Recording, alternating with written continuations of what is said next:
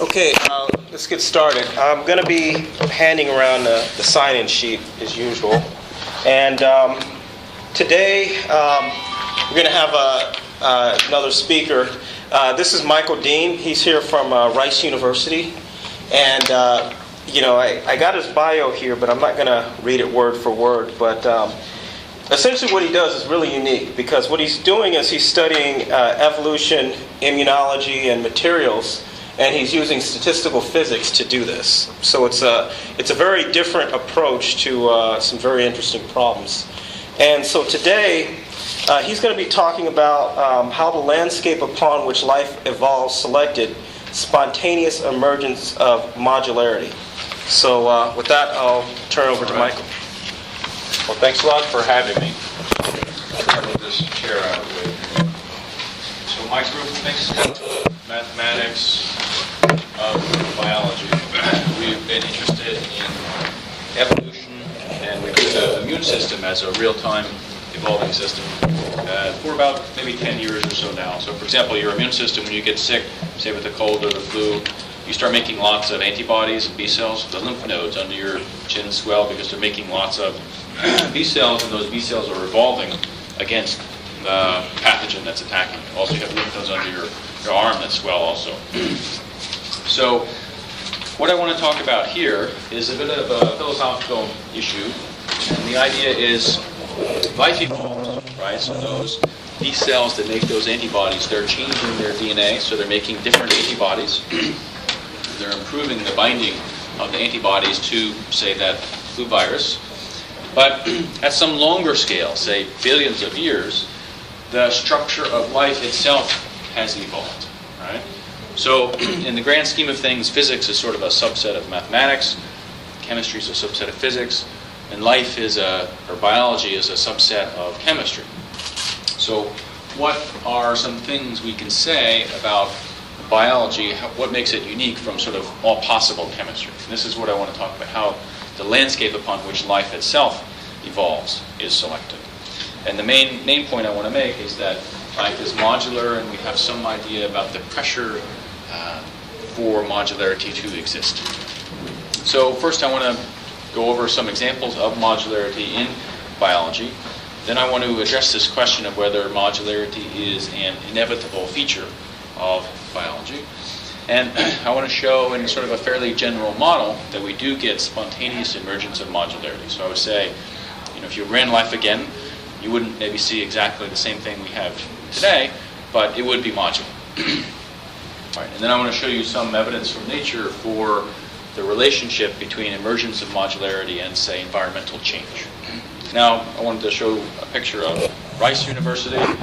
So if you have students or postdocs or kids who are interested in studying, especially biology, we're really developing our biological efforts these days at Rice. So my office is somewhere off the page here, but this is one of our nice buildings. And I always enjoy visiting Clear Lake. We have a colleague who lives down here, and I have some friends, and I practice once in a while with some people down here. So your weather here is a little bit more tempered than up in Houston. You saw me with my hat on that picture. And we do have nice buildings. All right. So proteins are modular. This is an example. This is an enzyme that's involved in carbon fixation. I think this particular one comes from spinach. It is a multi-protein complex. So there's 16 proteins in there that are associated to form this complex. And we see evidence of modularity, right? So there are amino acids. Amino acids form secondary structures. Secondary structures form domains. Domains form proteins. And we have 16 proteins. So there are levels of structure. So we want to begin to ask this question of why is modularity and hierarchy so prevalent in biology? Not only are proteins modular, but the genetic material that makes them is modular. So the DNA is made up of sort of levels of structure, right? You have your whole genome, and you have chromosomes. Within the chromosomes, you have genes. And within the gene, you have introns and exons. And between the genes, there's lots of non-coding. So the DNA pieces that encode these distinct proteins, they're organized, and they seem to have been shuffled and combined during evolution. So here's an example. This is from the first publication of the human genome sequence. That was a big deal back in 2001. This was one of the things that they discovered. So let's start with, say, this protein. You add the PhD domain to this protein, you get another protein. If you add the VR domain, you get another protein, Lin49. You add a zinc finger domain and a DMB domain, you get peregrine. So it appears that peregrine evolved from Lin40, evolved from Lin-TC by the addition of these domains. That's not an isolated example. So here's a bigger part of that figure from the human genome. So this is what I just showed you, and here are some more examples. And these are all expansion of human chromatin proteins, apparently due to insertion of these modules. So it seems like there are these modules. They can be inserted into older proteins to make newer proteins. And on the bottom, we see the same thing, just more examples. These are modular domains that are present in regulatory proteins.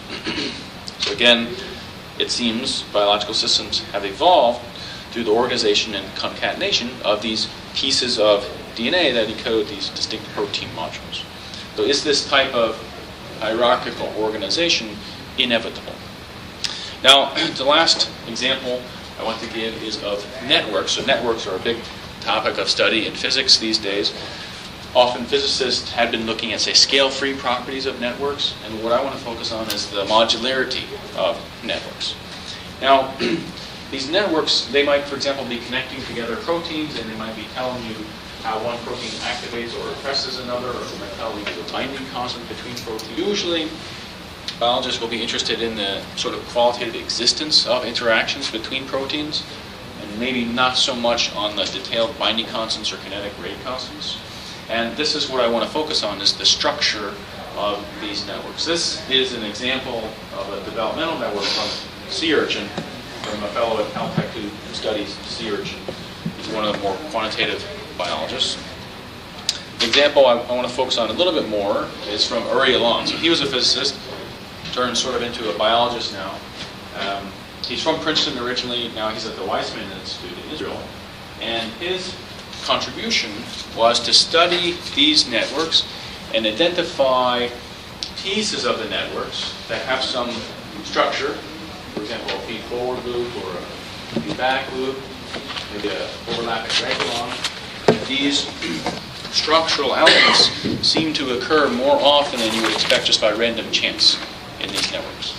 And he calls these modules, these structural elements, motifs.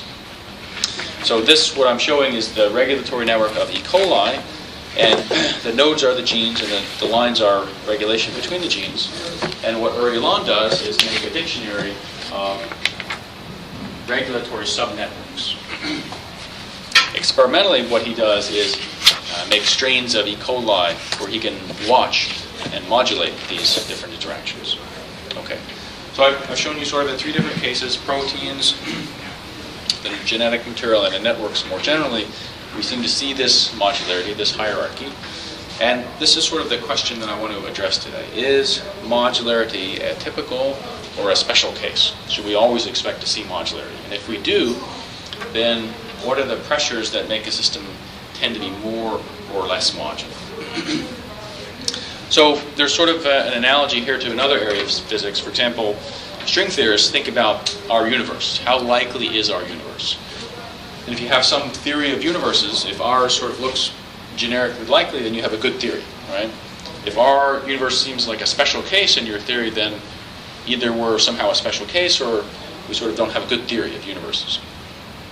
Another analogy would be with thermodynamics. So any large thermodynamic system has fluctuations which are of the order of square root of n. The whole system is of size n. So fluctuations, sort of relatively speaking, get smaller and smaller. For larger systems, they become more and more like the average. So any large thermodynamic system is sort of generically like any other one.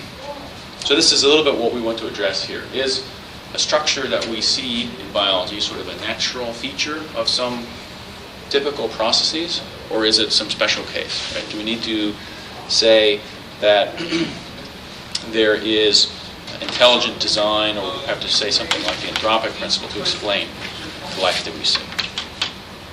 Now, biologists, of course, have observed modularity for a long time.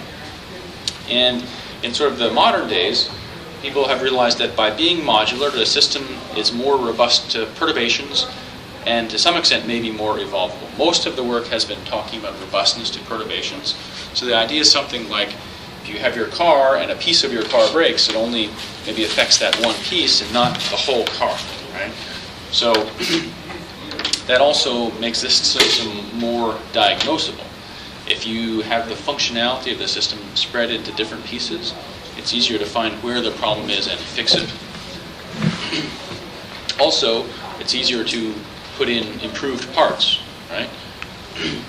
So this is sort of what evolution seems to be doing as well. Evolution seems to have spread the functionality into different pieces. The pieces themselves then can be evolved, and then they can be swapped between different species or different individuals. So our DNA, for example, about 70% of it came from viruses a long time ago by this type of horizontal gene exchange. All right, so I want to put together two ideas now to make this a little bit quantitative. The first is that in a system which is in a changing environment has a pressure on it to evolve because the environment is changing, right? So the favorable niches are changing. So the system has to be able to follow that favorable niche. Otherwise, it'll become extinct, right? Some other system will come in and take that favorable niche. That's the first idea.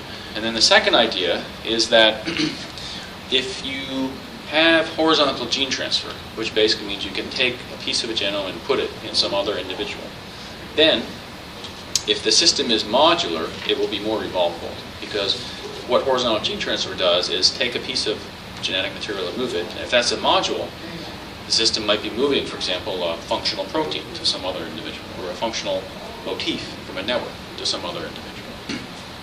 So if we put these two ideas together, if you have horizontal gene transfer and a changing environment, we should see modularity spontaneously develop in the system. Now, from a computer science point of view, what I'm sort of saying is the space of all possible life, or of all possible biology, is really big, right? All possible chemistry is much bigger than all possible life. And searching that space to find good proteins is what computer scientists would call an NP-hard problem. For us, it means it would take too long for evolution to occur. So an approximation is to just search in some subspace, not all possibilities, but to constrain ourselves to some subspace. And if we search in that subspace, it's a smaller space, maybe we can search it more efficiently. We won't find the best possibilities, but we might be able to find pretty good possibilities in sort of reasonable times. And that's what I'm going to argue is happening in biology. The space in which biology is searching is the hierarchical or modular subspace because it's much more efficient to search in that space. And there's a pressure for evolution to be efficient because of the changing environment. If evolution were not efficient, the changing environment would sort of kill it off. Okay. Do you have any questions so far you'd like to ask about that? Well, since you invited questions, Yeah. I had to. My name's Alex Monchak. I'm taking this course as continuing education, and since nobody else is going to ask a question, also, what you talked about sounded a lot like fractal geometry, and I was wondering if chirality played a... Yeah, so chirality, so in general, when you have three-dimensional structures, you can have chirality, right? So you can have a left and a right hand. And in biology, there's been a symmetry breaking so that only one of the chiralities typically is used. That would be an example of excluding sort of half the space. So we just want to look at a certain type of chirality, not the other one. And there may be some very fundamental reason for why this chirality is more preferable, but from our point of view, what I'm talking about today, that sort of reduces the space. And what I'm going to say is that there will be additional reductions of the space, not by a factor of half, but by factors which are really reducing the space by many, many orders of magnitude and make it much easier to search. Thank you. This is one of the ways people look at, eventually I'm going to come to a phase transition, and one of the ways people come to phase transitions, one of the ways they think about them is what are the symmetries that you lose or gain at a phase transition.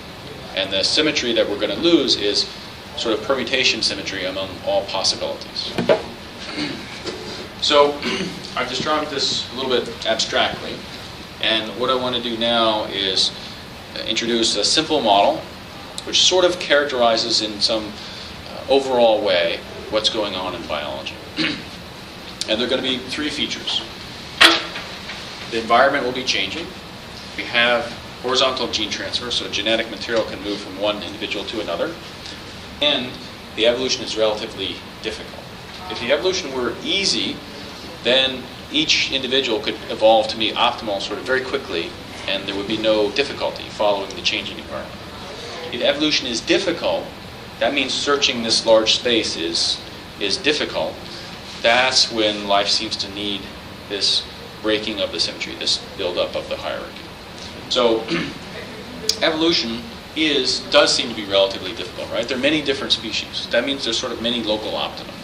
That's one thing that spin glasses can represent well. So spin glasses are a class of models that describe sort of complicated spin systems which have impurities, and their main feature is that they equilibrate very, very slowly, and they have many local optima. So the example we always use, it's not a great example, but if you have glass, I see a glass here, but plastic is okay, but glass is better. So if you have glass, you may have heard the old colleges in England, like Cambridge and Oxford, if you look at the glass in their windows, it's thicker at the bottom than the top. And we used to say that's because the glass is slowly running down. Apparently there's another reason, which is when they make the glass, they spin it. In the old days, they would spin it, a person would spin it, so there's some centrifugal force. So there's some other reason that the glass is thicker at the bottom than the top. But it's still true that the glass is not in equilibrium. It's not a solid, and it's not a liquid. It's sort of in between. So it is very slowly moving. So the equilibrium state of the glass is sort of a puddle at the bottom, not this nice parallel form that you see in modern glass. So glass is an example of a system that is not equilibrated. Spin glasses, take that same word glass, it's a spin system that's not equilibrated. So I'm going to use these spin glass models because I also think biology is not equilibrated, right? There are many different species. In some sense, those are all little local optima, right? There's so many different species of finches. Why are there so many different species of finches? Well, because evolution is fairly difficult and you haven't just gotten sort of one master finch, you've got this big diversity of finches. And they're all sort of well adapted to their local niche. Okay. So that was the philosophy behind the spin glass. Mathematically, what the spin glass does is tell us, as a function of the sequence of an individual, have a sequence that has length n, so it goes from 1 to n. What is the energy? Fitness would be maybe the fitness to be large and physical. So amino acid I interacts with amino acid J with some energy, but only if amino acid I and J are near each other. Right? So if amino acids are very far apart, they don't really interact. Sort of fairly close, then they interact. And what I want to do is have the individuals be evolving, so their sequences are evolving. At a slower scale, environment will be changing. Lowest scale of all, the three-dimensional structure will be changing. How the amino acids interact. This is where we want to look for modularity. The structure of, say, proteins emerges from sort of random chemical polypeptides. So we're talking. So I'm going to, for the purpose of this model, I'm going to say we're just going to look at short protein domains, say 120 amino acids. That initial protein structure I showed you, that actually had 16 proteins in it, each of which might have 3 or 4 domains. I'm going to, just to be specific, let's consider short protein domains. At the end, I'll say, actually, this you could consider just an abstract model. It really could be evolution of anything that evolves in a complicated. Back on the slide. So, the sequences go from amino acid 1 up to amino acid 20. They interact with some complicated interaction energy. They're adjacent to each other On the genome. three-dimensional space, then yes, indeed they interact. If they're not adjacent to each other, then they don't. What I want to see is how does this linear sequence of amino acids, how does it fold? Does it fold into a modular form, or does it sort of maintain randomness? And eventually I want to see how this delta matrix, I want to tell you more about this in a few.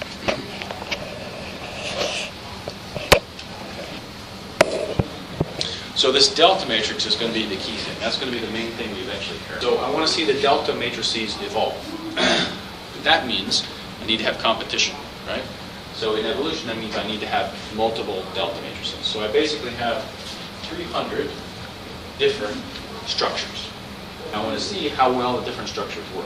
I want to see, for example, do the modular ones win?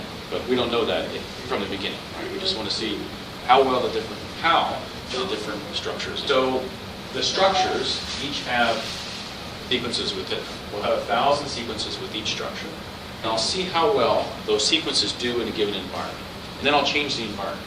This is the ball. Then I'll change the environment again. I'm going to do this 10,000 times. I'm going to have 300 structures, all different.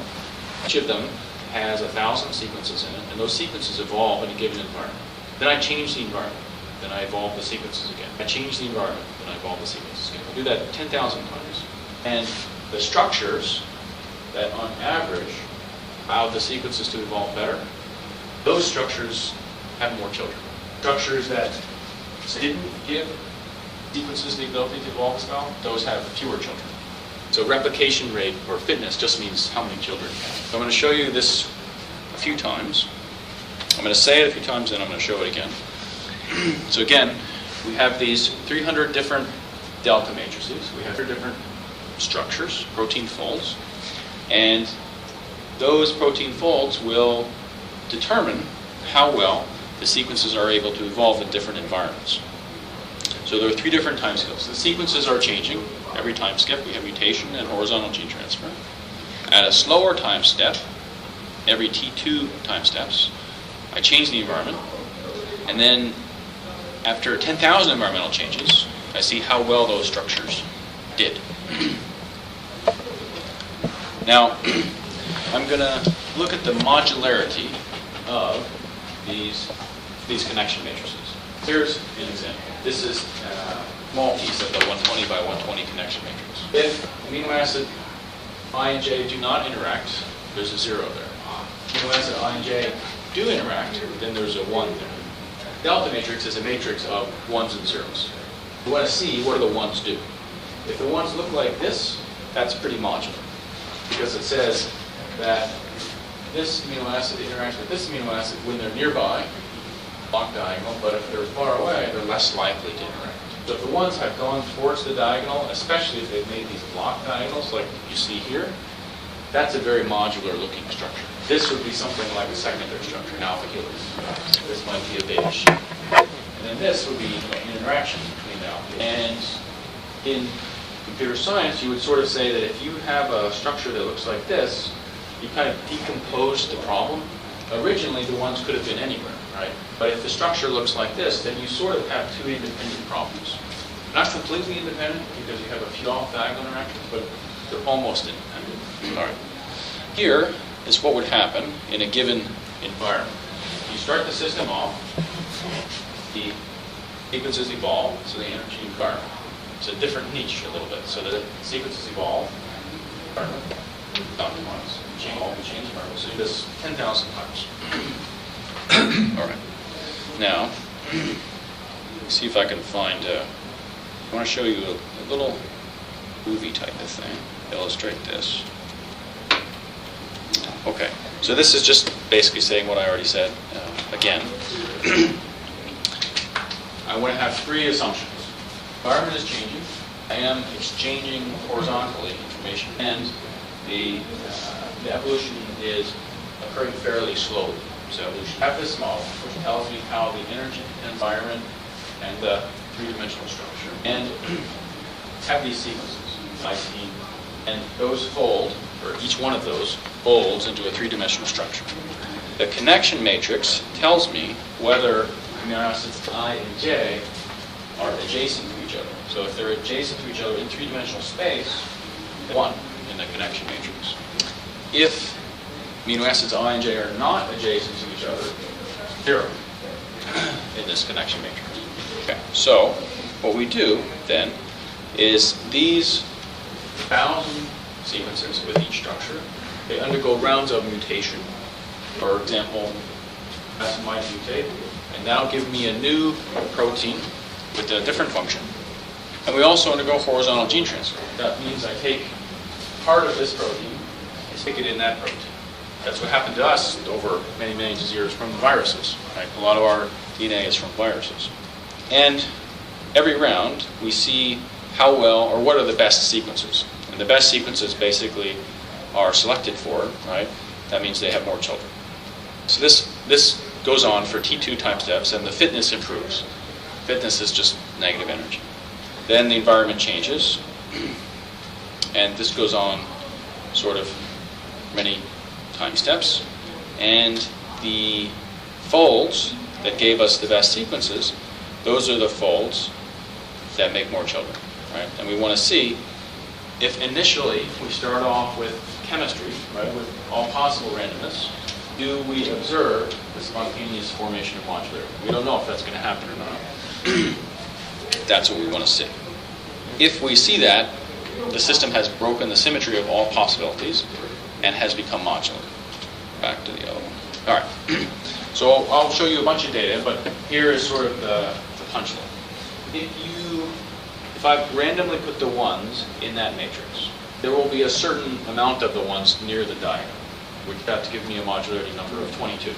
So if we see 22, that's just what you would get from sort of all possible chemistry. If there's a modularity above 22, that means we're starting to see the nucleation of biology out of chemistry.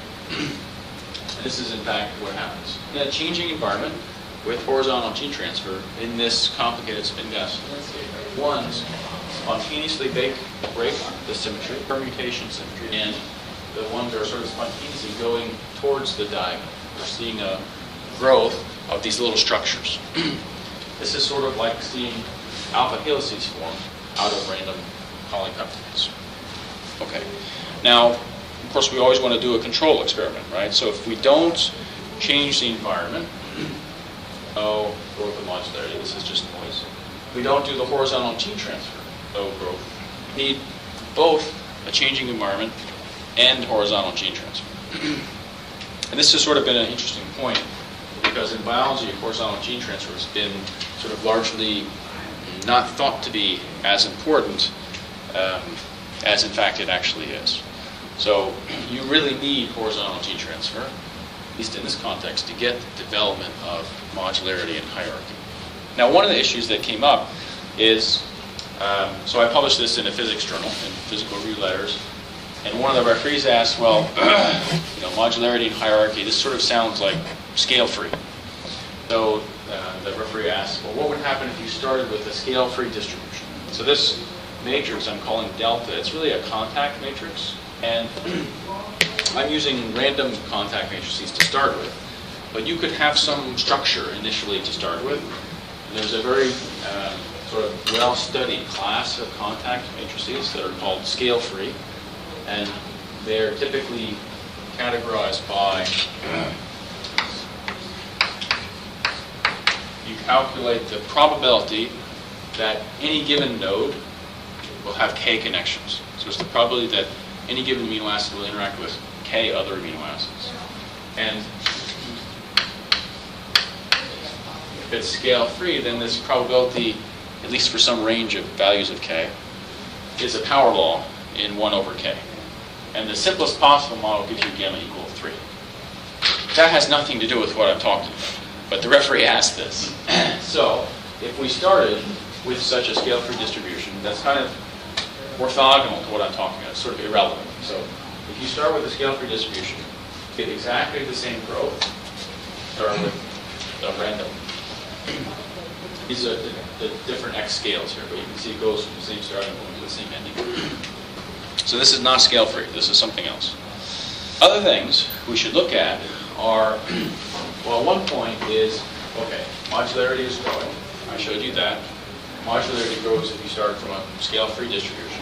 Modularity does not grow if you don't have horizontal gene transfer and a changing environment. I sort of motivated this by saying the system is improving its ability to evolve by becoming modular, right? It's selecting this modular subspace instead of the original really large space because it can search the modular subspace better.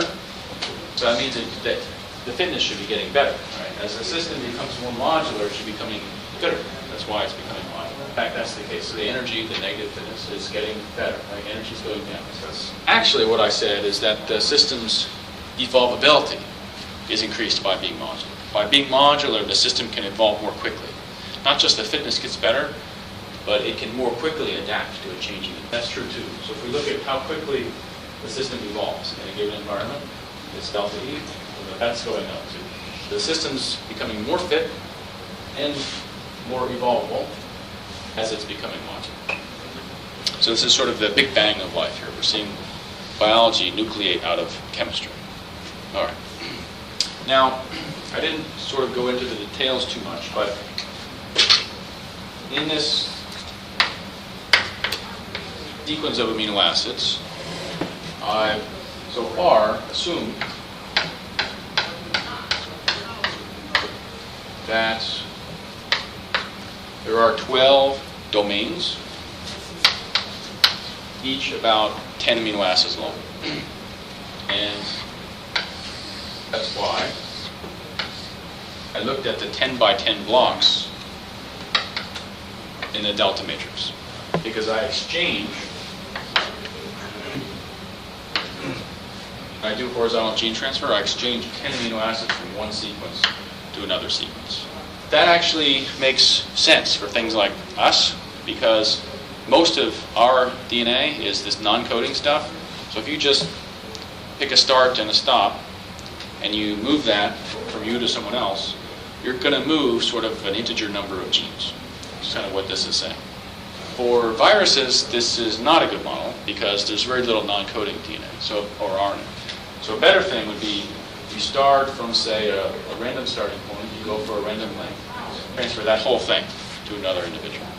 That's what I'm doing here. I start at a random place, and I go for a random length, some average, and here are the results for averages of 10, 20, 40, and 5. Basically the same. If you remember before, it was going about the same. So this development of modularity, it seems to be a fairly universal feature. Now, of course, this depends how much you change the environment. So if you start from a very modular structure, now I'm starting from something pretty modular. Don't change the environment, the modularity goes away, because there's no reason to be modular. Right? The environment's not changing. Dynamics doesn't have to be good. But if I do change the environment, well, actually the modularity continues to grow. The modularity also depends on how quickly we change the environment. If you change the environment really fast, the system's just going to see the average constant, and there's no reason for it to be modular. But as long as you don't change it that fast, the system does respond by being more modular. The amount of growth of modularity, that's proportional to the frequency of environmental change. Probably going to come back to that result later. All right, so now just to point out, the ones don't all go to these 10 by 10 blocks. There are a lot of ones in here, but there are also ones other places.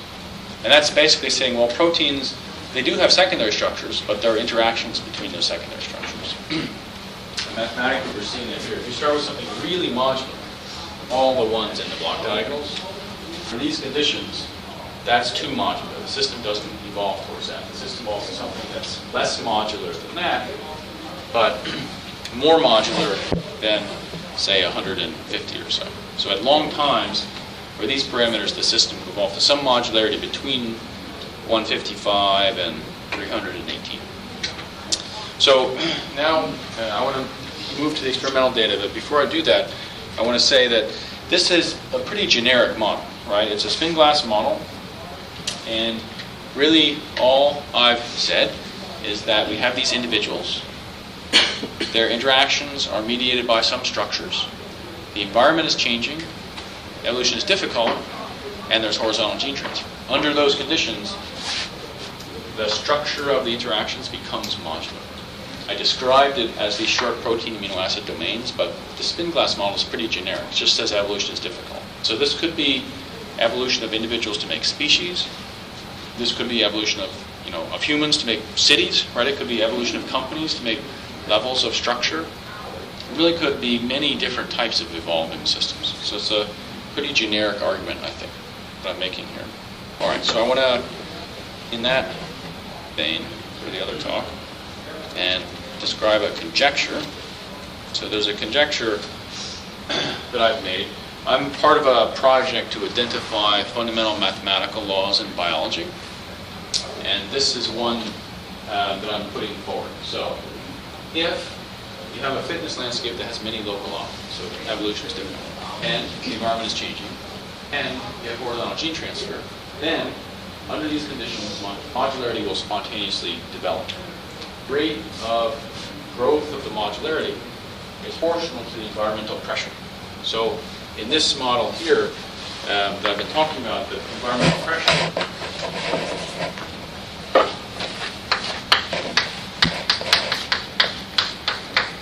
is proportional to the magnitude of change in the environment, which was P, and to the frequency of change in the environment, which was 1 over T2. Where I had that one graph, here it is, going N prime versus 1 over T2. At low frequencies, it's almost nothing. R is the proportionality constant, and that's telling us how difficult the evolution is. So if the evolution is really easy, the system can just do point mutation, right? That's just like if you're optimizing a function and it's a very smooth function, you just use food maps or something, right? That's when R is really small. If the evolution is very difficult, then there's a pressure on the system to become modular, to more efficiently evolve. That's when maybe you have to do Monte Carlo to do your R has something to do with the density of local optima.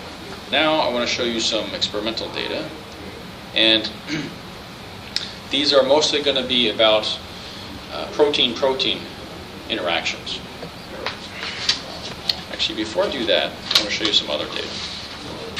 Here.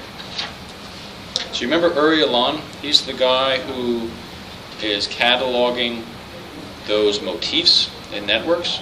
So I told him about this, and he did the following. He looked at bacteria that are different physical environments. So maybe bacteria in ice cores. Ice cores are not changing too much versus bacteria in, say, typos. Typos are probably changing a lot. He classified about 300 different bacteria and their environments into 6 different environments, sort of increasing environmental variability. He measured the modularity of the metabolic networks in those bacteria. You can do that approximately just from their sequences. So this could be determined from sequence information. Who can sequence bacterial disorders pretty efficiently these days. And just like, remember the conjecture?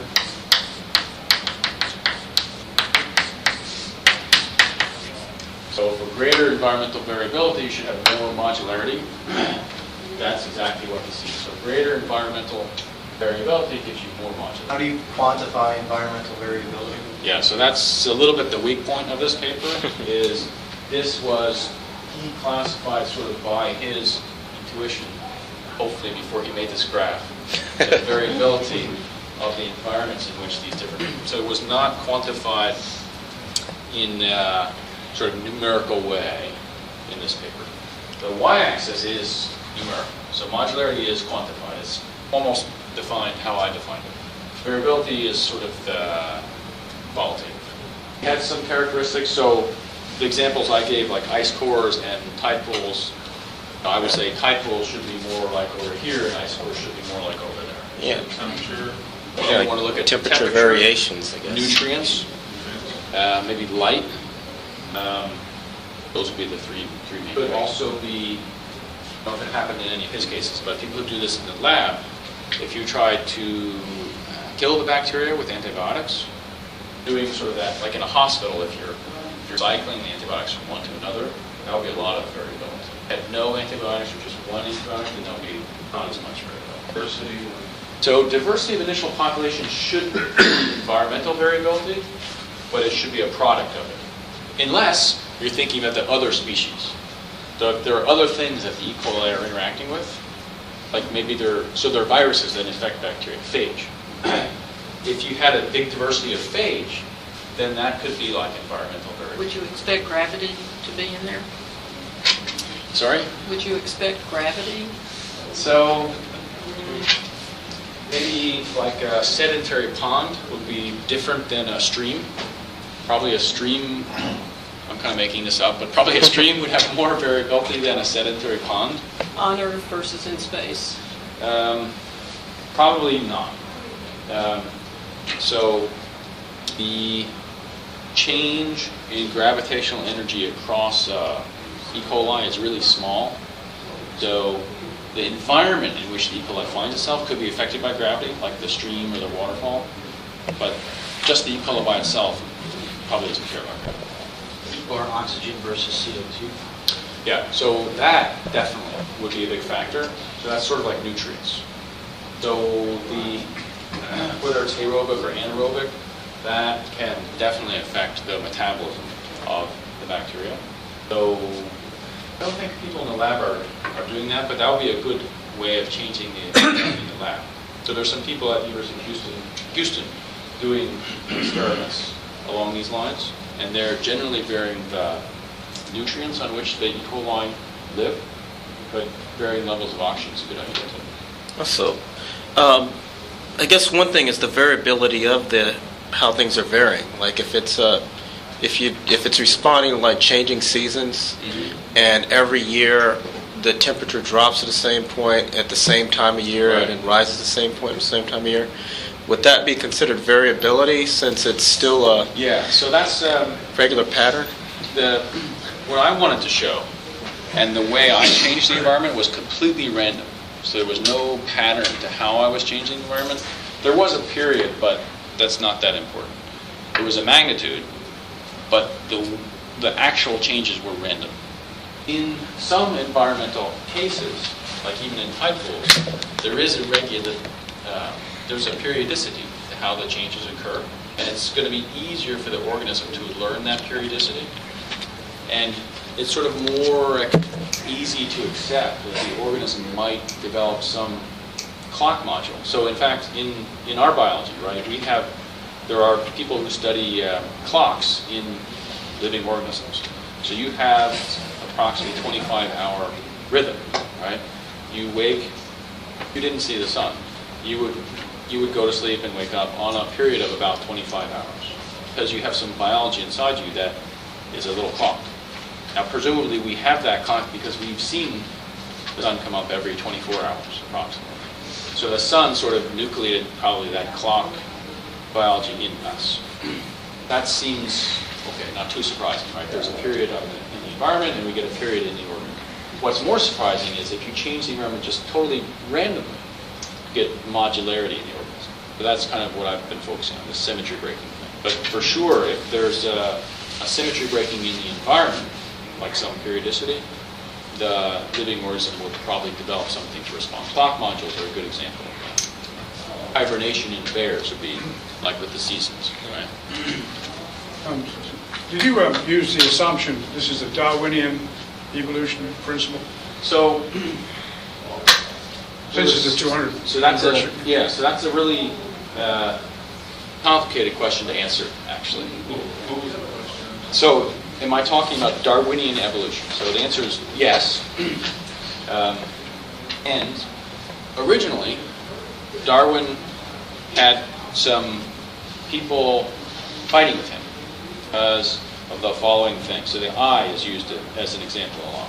The eye seems really complicated. And what Darwin was saying is that things evolve from other things by small changes, right, by mutations. How did you get an eye from mutations, right? What is one mutation away from an eye? Or what's two mutations away from an eye? It just seems impossible that you could evolve an eye by simple mutations. This is one of the arguments against Darwin in the early days. The science of epigenetics, which is So, where you block off the different parts of DNA. There's only 22,000 genes in the human body, right? yeah. So you can block them. The only way you can change is block parts of them off. So the way it happened is, first, it's not just small mutations. It's also these horizontal gene transfer events. And then second, a lot of the evolution occurs by the regulation. So dogs are a good example of this. They're big dogs and little dogs, but they all basically have the same genes. The way they differ is when the genes are turned on, when those dogs are developing. So the Chihuahua versus, say, the Beagle.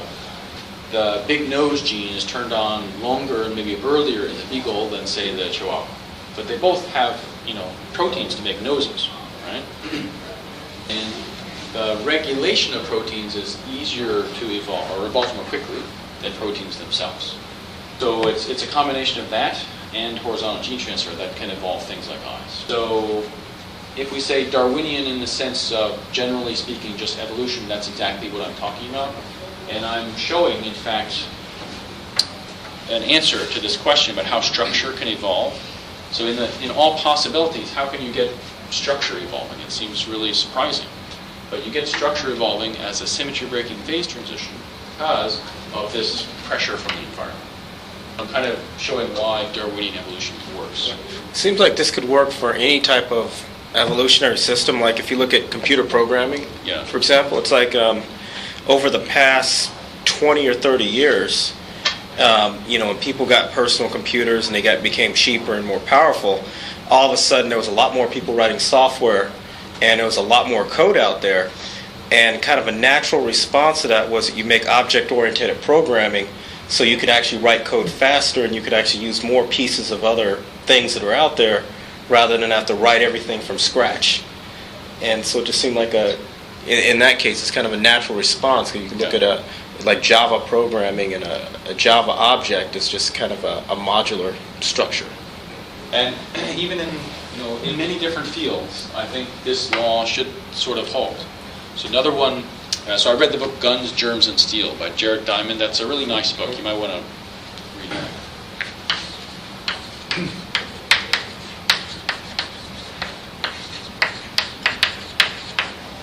And one of his big things was it's much easier for peoples, for societies to evolve, to migrate east-west because the climate's not changing, than north-south. Because if you go north-south, you got to change what you plant because different things grow in cold versus hot climates. So, for example, the environmental variability maybe is more if you're going north-south versus east-west. So you could ask, at what point do you need sort of a chief, right? At how many people do you need a leader? And then when do you need a chief? And then when do you need more complicated social structures? And I would say that societies that are going north and south, they should have more complicated social structure than societies that are going east-west, for example. So I think there are a lot of ways you could look for this type of law to be holding. Okay, so another example was from another group in Israel, and they also looked at pathogens. They found that pathogens that occupy two distinct niches tended to be more modular than pathogens that were in just one niche. And this was one of the few papers that have found a correlation between horizontal gene transfer, which remember I'm saying is really important, and modularity. So that was good. Okay, so now we turn, now we'll just stay here. We'll turn back to the experimental data that we looked at. We looked at protein-protein interaction data. So this is the delta matrix, but now for interactions between proteins, not between amino acids. And it's color-coded. So this is a lot of interaction. This is not too much. And what we want to do is look at the modularity. So we're going to count basically the fraction of the matrix that's within from width W of the diagonal. And that's these data points here. Get a different number depending on what value W you use. Then we're going to throw out the newer proteins. So we're going to look at a little bit older matrix, then a little bit older, then a little bit older. Turn that around. If you look at the oldest and they go towards more modern, modularity is growing. So that's like the figure I showed you. Growing sort of happens both for E. coli and for yeast. And there are other representations you could use. You could look not just between proteins, but you could look between domains. So the average human protein has about 3 domains in it. You could look at the domain-domain interaction network. You could use different definitions of modularity. So Uri Elan used Newman's modularity with some modification. Newman is a name you'll run across if you look at networks. We get the same growth of modularity with time. And another idea, this is actually what we did first. It's sort of not as pretty a picture. The idea is if you have a protein A and a protein B, if sort of, and let's say protein A has 3 modules, 3 domains, protein B has 2 domains, if they sort of all interact, that's kind of not very modular, right? But if one protein from B, one domain from protein B interacts with one domain from protein A, that's pretty modular, that's pretty specific. So we could calculate the fraction of domains that in each protein that interact with each other. That's what this thing here is doing. And again, it's growing with evolutionary time. So modularity seems to have grown over evolution. One point, though, is that if you look at these curves, modularity seems to be slowing down its rate of growth. But we feel evolution is speeding up, right? So the first single-cell life forms evolved maybe 3.5 billion years ago, pretty soon after the Earth sort of cooled down. And the multicellular life forms, it took them about 3 billion years to come about. Once they did, though, you got this huge amount of diversity, right? So all the multicelled life forms evolved in the last 500 million years, even though life had been around for 3.5 billion years. So evolution seems to be speeding up. So what's going on? So I would say what's going on is you first get the formation of modules. That slows down once you sort of made pretty good modules.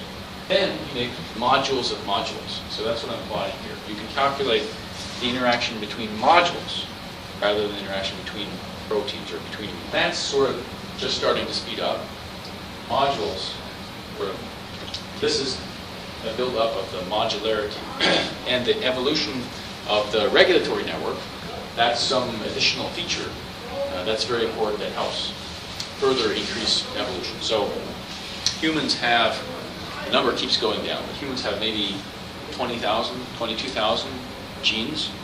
And there are other things like corn, or even yeast has something like 6,000 genes. I think corn probably has more genes than we do. So what makes us more complicated than yeast? Are we more than 3 or 4 times more complicated than yeast? Probably, and it's probably because of the regulation. So this regulatory network that sits off of our genes, that's an additional level of this hierarchy of evolution. So we're, again, I mentioned I'm on this big DARPA project, and one of the people on it is Tim Cooper over at the University of Houston. So he's evolving bacteria in different environments, typically changing the sugar that they grow on. And we want to see if the regulatory network becomes more or less modular as a function of how much the environment is changing. Okay, so then to conclude, well, I've shown that we get a spontaneous emergence of modularity in a population of individuals as long as the environment is changing and you have horizontal gene transfer. And, for example, this is like the development of computer codes over the years, right? I mean, people used to use machine language and they use Fortran, but now, object-oriented is really modular. The speed of increase of modularity, this depends on the magnitude and the frequency of environmental change. And it's really this changing environment that's forcing the system to have efficient dynamics that makes the system break the symmetry and go to this modular subspace. So this is a symmetry breaking event. And these beautiful structures we observe, sort of driving force for the formation of modularity, I would say that's a natural feature of evolution in a changing environment. We don't need to rely on intelligent design or the anthropic principle to explain why life has structure. So again, if we ran life again, it might not look the same, but I would say it should be modular. The environment is changing more, life should be more modular. Okay, with that, I'd like to thank you for your attention and be happy to answer any questions, any more questions. Now, there's some experiments I've read about, in mice at least, where you get an evolution, like a starvation in one generation, and 2 or 3 generations later on, nothing happens in between, but the starvation effect occurs 2 or 3 generations later. So it doesn't occur between.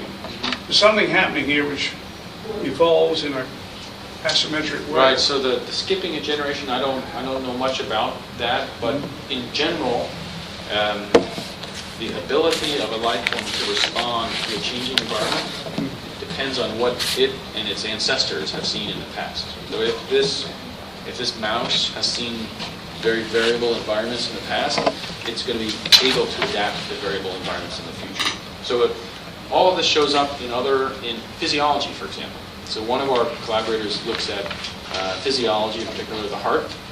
And you look at the heartbeat, look at the time between heartbeats in particular, it's not exactly constant. If it's exactly constant, you're about to die, actually. So you actually want your heart to be random. And if you're younger, or if you're more athletic, you have more randomness in your heart. Now, you don't want too much randomness, that's not good either, but there's some level of randomness that's good. So physiology is actually not a constant state. It's a fairly complex state, and probably the randomness of the heart allows the heart to respond to variations in the input from the other organs. This would be like the starvation response of the heart gets some weird input from your lungs. You don't want your heart to stop working. You want your heart to sort of accommodate that. The heart has some natural variability. It can accommodate these different inputs. Talk about how your model simulates the selection. So in this model, I use the spin glass to define the fitness, and the fitness tells me the selection. So I take I have these different protein folds. Each fold has 1,000 sequences. Those sequences undergo rounds of mutation, horizontal gene transfer, and then I select for the top X% of them. The top X% of those sequences have more kids. The bottom X% have no kids. How do you determine the time? So I calculate their fitness from the random energy model. So the random energy model tells me, as a function of the sequence, this thing tells me, as a function of the sequence, what the energy is. And this is getting kind of technical, but the interactions between amino acids I and J is a Gaussian random number, and it's changes for a given environment. When I change environment, some of these change. The form of a spin glass model. It basically says that amino acid I interacts with amino acid J, let's put a 1 there, in some complicated way, which is given by sigma ij. And it depends on the sequence. Sequences will evolve to try to make this interaction. Is this all based upon linear mathematics or nonlinear mathematics? I would say this is pretty nonlinear. So these spin glass models give you very nonlinear dynamics. The selection is a nonlinear process, so this is pretty nonlinear. Before I forget, I'd like to, from Rice University, the Baker Institute report came out. I was wondering if you could talk a little bit about whether you have a connection with that or if you know anything about that. But my question was, I was trying to understand, I think I understand the reward system for getting modularity, because you have, the reward is the survival, which is the reproducibility, which is the less energy, is how you determine, and that leads to modularity. But when you get to the conjecture, I'm not sure I see where the reward is for the modularity in the conjecture. So it's almost independent of any kind of reward. Actually, modularity should be bad if you just think about it in terms of rewards, because if I put the ones towards the diagonal, that's a constraint. If I just allow the ones to go anywhere, I should be able to find a better fitness than if I put the ones on the diagonal. So actually, by being modular, the system is giving up some possibilities that would definitely have been better. But by being modular, the system is able to find pretty good energies in a reasonable amount of time. I'll show you that figure. So here, I'm only giving the system T2 time. The system has to find a pretty good answer. It doesn't. Go to the next environment. The system has to find a good answer in T2 time. And if you put on that constraint, then modularity becomes helpful, because it's easier for the system to search in this modular subspace than in the original big subspace. How does that relate to your conjecture? How does... So this pressure on the system to have rapid the rapid dynamics, rapidity? that's basically... I got it. Yeah, so PE is proportional to the frequency of changing the environment. I see. So if you change the environment more, there's more pressure on the system to be modular. R is the proportionality. That's why modularity is important. So I think this, as I mentioned, should relate to development of societies, regulatory frameworks as well. I don't have any formal interaction with the Baker Policy Institute, but you see development of modularity in financial networks all the time, right? So people get some idea, that's like a module, right? So these credit default swaps you probably hear a lot about, that's a module, right? That's an idea that some bankers had. They convinced some other bankers to have that idea, and that's kind of a module. Maybe that was a bad module, but for 20 years it made those bankers a lot of money. And that's a little bit my point, that when you make modules, they're always better solutions. But by being modular, you can kind of respond quickly. So a positive way to think about this is, I don't know what's going to happen in the future, but one of the good things about the US is we adapt really quickly. So people tend to think that the US probably will emerge from this big problem more quickly than Europe will, because the US is more adaptable. So in some sense, the U.S., we have a greater adaptability, maybe because our environment is changing more. And I would say that means we probably somehow have a more modular system than Europe. Yeah.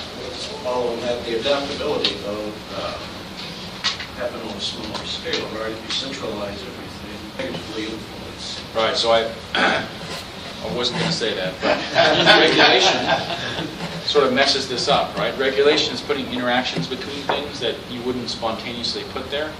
So regulation could cause the system to be more glassy. On the other hand, you could try to design regulation to make the system more modular, right? I mean, why? Because these bankers made a lot of money on credit default swaps, should we all be suffering? That's weird. So you could try to design regulation to make things more modular, make things more simple. Whether you do a good job or not, I don't know. I guess back to the thought I was really going to throw out before. Some of the things you said, I noticed you had a reference to Herbert Simon. Yes. In there, so they satisfy some, where he stated that in economics, people don't really optimize their outcome. They just settle for what's good enough, at the time, because they have limited information. That's exactly what's happening here. And so, just to kind of follow that a little bit further in here, that is maybe the fact that if you take a group of people, that they will gradually tend to cluster into tribes. They group themselves into tribes in order to improve their access to food. But they're doing that, they're just settling for what's good enough. All right, that's really coming back to this one. So the best answer for the system, if it had an infinite time, right? If I let it go for an infinite time, it would find some really low energy, some very complicated set of interactions. It would be very non-modular, it would be very glassy. It would be very hard for that to evolve. That's kind of what people say about Europe, right? They've been evolving for a long time, found some state that's kind of very complicated because everything's interacting. It's really hard for them to adapt to change. Whereas in the U.S., we're crazy and we're changing the environment all the time. But that makes us adaptable. We may not find as good an answer because we have this modularity, but we are adaptable. So I think that's kind of paraphrasing what you're saying. The modules are functionality. Yes. In broad terminal change that's selected out. The way you broke up selected random select over. I'm selecting over the whole thing, and the kind of cool aspect of what I described is I'm changing the environment randomly. I'm not really using any information from the past, except magnitude of and frequency of the change. And I still get modules. So even for a totally random change, you could imagine, if you have tides, you're going to develop a clock that's going to synchronize with the time. You're randomly changing the environment. It's not obvious you can develop a module that's useful in the context of randomness. But in some very general sense, it is. Because if you are modular, you're reducing the size of the space you have to search, and you can search it faster. That's basically what's happening. Velocity of change and velocity of the environmental change. If the change is too high, then you won't be able to track it. But in sort of reasonable low frequency limit, modularity helps you track the change. Selection of the modules, your selection of the modules. Right, so in here I would say there's sort of no a priori selection for the modules, but if you change the if you made the environment somehow modular, that would bias your selection of modules in the individual. And if that modularity then changed so that blue eyes were no longer useful, then you could kind of trick the system. Some selection of dynamics, some physical, blue eye selection, match plans. I'm not going to get a totally random. So here, the analog of that would be within these 10 by 10 blocks, there is not any particular structure. So I don't find in the 10 by 10 blocks, I don't find all the ones in the corner and zeros everywhere else. It would be like the Scotch plat. What I find is the ones pretty uniformly distributed within this block. Blocks here, highly coarse. So that would be modules of modules, which we don't see in this model, but is something we would like to study, and it's what we're seeing in nature here. So this is modularity, this, And this is modules of modules. So you can look at the interactions between the modules, and that structure grows. There is such a structure. There are correlations, and those correlations grow with evolutionary decline. That's development of the whole hierarchy, right? So there can be levels of modularity. That's the we don't understand very well. And where Now you bring up this chaos theory in a way. I can see it coming through. That every now and again there's a sudden rare event occurring which can change everything. The modularity is either dispersed or comes to the fore. Right. And this is the nonlinear mathematics I'm talking about. Right. So you say random. You got random things here, completely random events here in your theory, but it's nonlinear in a sense. The whole mathematics.